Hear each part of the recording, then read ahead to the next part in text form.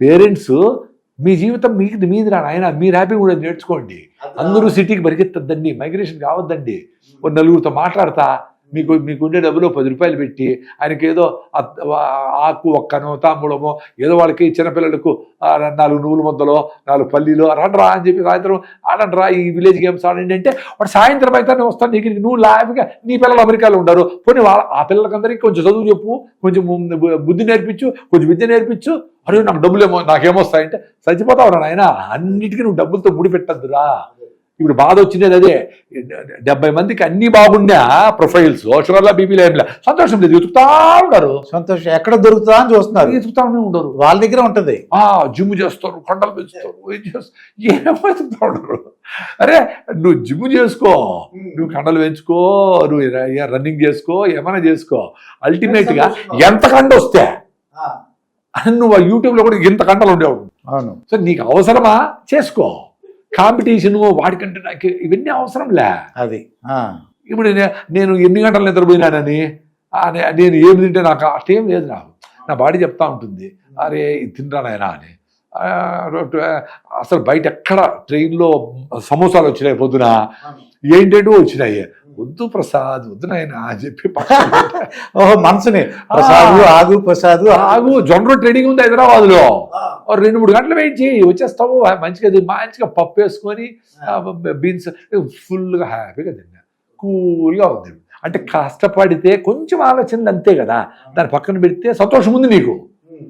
అది వదిలేసి ఒరే కష్టంగా దాన్ని ఉంది కాబట్టి నువ్వు ఇప్పుడు సిగరెట్ తాగు, డ్రగ్స్ వేసుకో, ఇది వేసుకో అంటాడు. మనం లేచినప్పటి నుంచి పడుకునే వరకు సంతోషంగా ఉండే నేచర్ మనిషిది.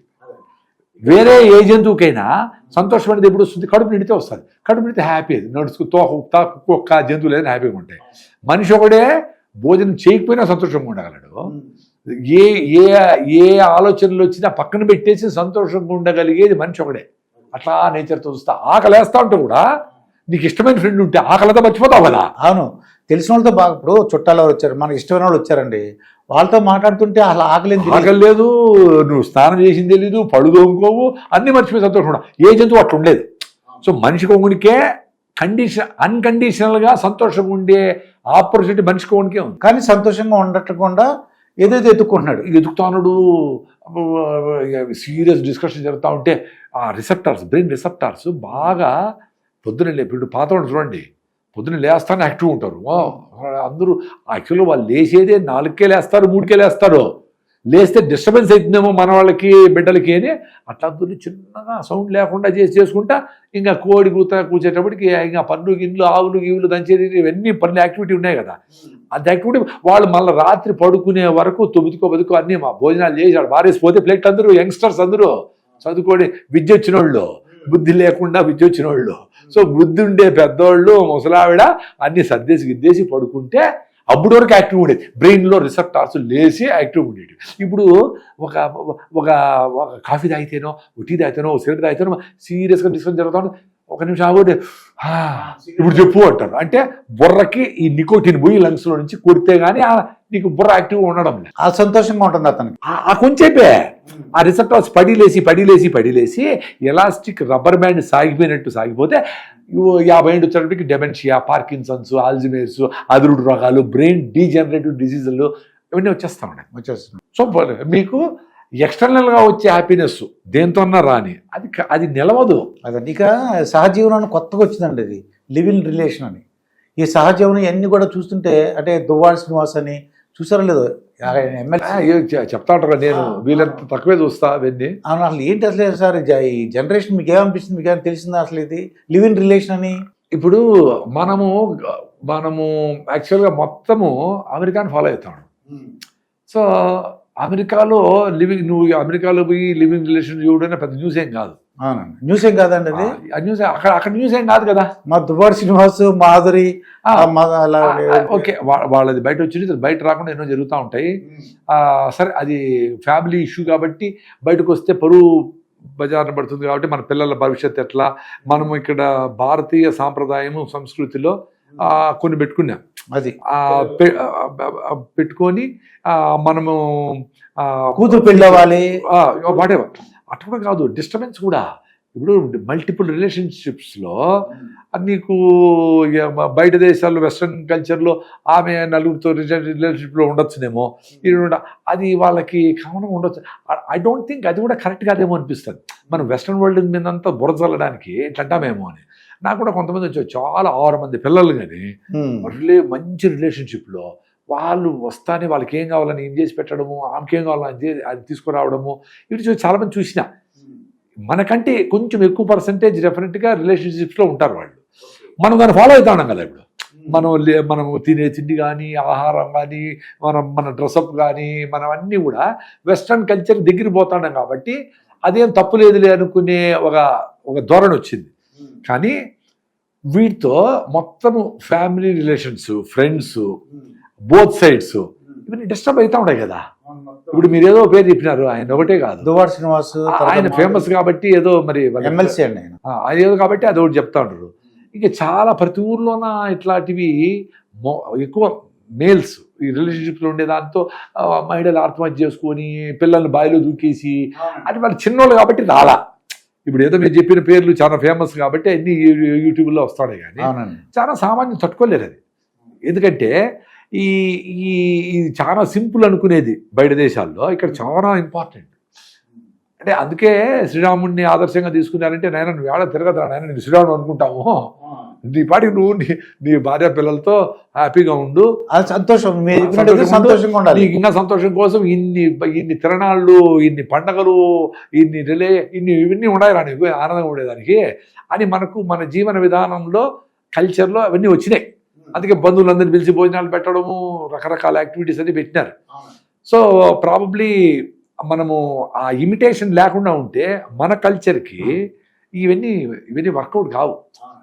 ఎందుకంటే ఇప్పుడు రిలేషన్షిప్ నువ్వు పెళ్లి చేసుకోకుండా ఎవరు కూడా దురుక్కో, ఎవడు దన్నారు, ఎవరికి ఇష్టమైతే వాళ్ళు దిరుక్కో, ఎవడు దన్నారు. నువ్వు అగ్నిసాక్షిగా 3 ముళ్ళు వేసి 7 అడుగులు నడిచి నేను శ్రీరామచంద్రుడు నేను పక్కన ఫోటోలు పెట్టుకొని నిన్ను సీతలాగా చూసుకుంటాను ఇన్ని చేసి నువ్వు తిరిగితే సొసైటీ యాక్సెప్ట్ ఫస్ట్ నీ అంతకు నీకే నువ్వు తప్పు చేసిన ఫీలింగ్తోనే చేస్తాడు. ఇప్పుడు వాడు ఆనందంగా చేయలేండి, భయపడతానే ఉంటాడు తెలుసు. ఎందుకు భయపడతా చేసేది అంటే నువ్వు కావాలంటే విడాకులు తీసుకో, మళ్ళీ ఏమైనా చేసుకో, ఆప్షన్ ఉంది కదా. అందుకని రిలేషన్షిప్స్ మీకు సంతోషాన్ని ఇవ్వాలి. సో అల్టిమేట్గా ఇదేమి హ్యాపీగా ఉండాలి కదా. సో భయంగా హ్యాపీనెస్ ఎట్లా వస్తుంది? హ్యాపీనెస్ అంటేనే ఫ్రీడమ్.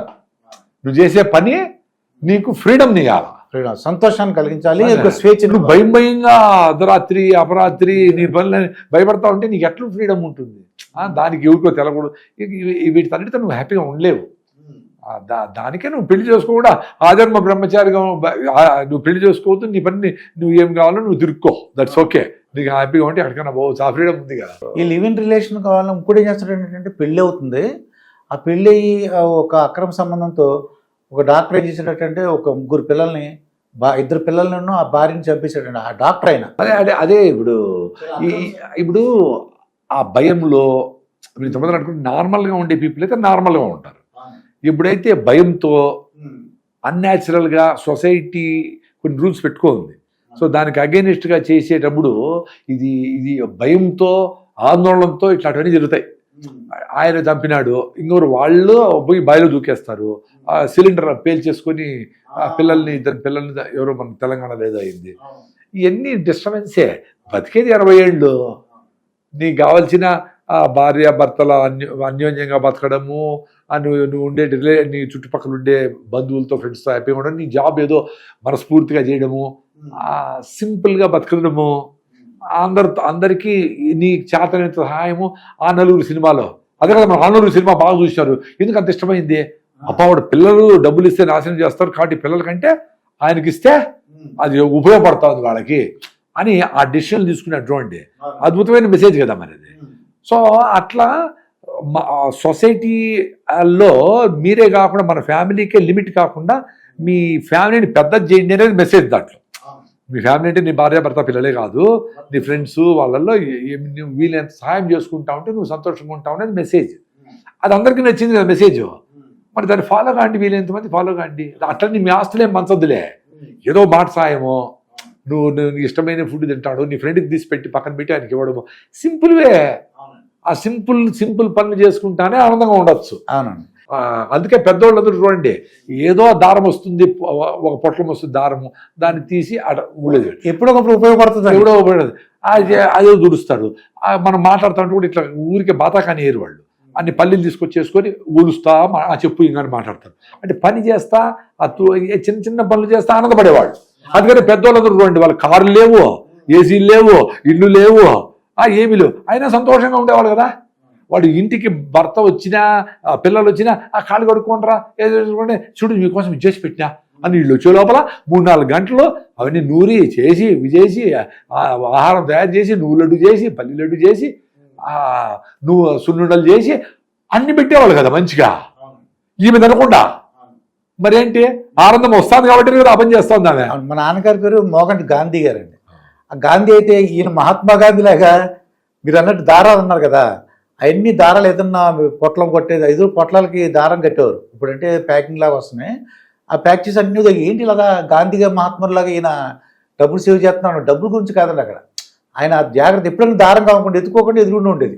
ఎంత అలర్ట్గా ఉన్నారు వాళ్ళు పెద్దోళ్ళందరూ కూడా. అదే పిసినార్తనం కాదు, వాళ్ళు మనకంటే మంచి గాలి, మంచి నీళ్లు, మంచి ఆహారం అనుభవించి మంచి రిలేషన్షిప్స్ అనుభవించినారు వాళ్ళు. మనం పిసినారు అనుకుంటే సోకాళ్ళు పెద్దోళ్ళు. ఇప్పుడు ఇన్ని వస్తువులు, ఇన్ని బెంజ్ కార్లు ఉన్నా మీకు హ్యాపీనెస్ లేకుండా పోవడానికి కారణము మీరు విచ్చలవిడిగా డబ్బులు ఖర్చు పెట్టడమే. అవునండి. అందుకని మీకు 4 లక్షలు, 5 లక్షలు, 10 లక్షలు జీతాలు వచ్చినా మీకు ఇంకా ఆందోళనే, ఇంకో మంచి కాదు, ఇంకో మంచి ఇల్లు, ఆ ఊర్లు ఏంటంటే అంటే మీకు ఏది డిస్టర్బ్డ్ మైండ్తో అన్హ్యాపీగా ఉండరు కాబట్టి డిస్టర్బ్డ్ ఆలోచనలు వస్తాడని. అందరూ కూర్చొని 4 కూర్చొని హాయిగా కింద కూర్చొని అన్ని పెట్టుకొని భోంచేద్దాము, సీతాఫలం తీసుకొని తిందాము, మంచి ఆర్గానిక్ మామిడి పళ్ళు కొందాము ఆలోచన రావు. చూడండి, ఏదో పెద్ద పార్టీకి పోతే దానికోసమని నెల ముందర నుంచి డ్రెస్సులు చేసుకొని దానికి ఒక జాకెట్ కుట్టడానికి 2000 3000 ఏదో 3000 ఒక డ్రెస్ కుట్టడానికి. అవునండి. విచిత్రంగా ఉంటుంది మళ్ళీ. సో దీంట్లో ఆ పార్టీలో పోయి నువ్వు చూడగానే వాళ్ళు డ్రెస్ వాడు చూసి నిన్ను గొప్ప ఇక్కడ అని ఆనందం కోసం పోతావు. నిజంగా నేను పట్టించుకోలేదు అనుకో, సచ్చినాడు రాదు అంతే. ఎవరు నా జాగ్రత్త చూడలేదు, నగలు చూడలే, అట్లా అదే ఎక్స్పెక్టేషన్తో పోతారు. నీ కంఫర్టబుల్గా ఉండేది చేసుకొని ఎవరు నీ చూసే పనిలే, ఎవరు నిన్ను అప్రిషియేట్ నిన్ను పొగిడే పని లేదు అనుకుంటే నువ్వు కంఫర్టబుల్గా ఉంటావు. నువ్వు హ్యాపీనెస్ కావాలా, ఎవరి దగ్గర నువ్వు ఎక్స్పెక్ట్ చేస్తున్నావు అంటే ప్రాబ్లం.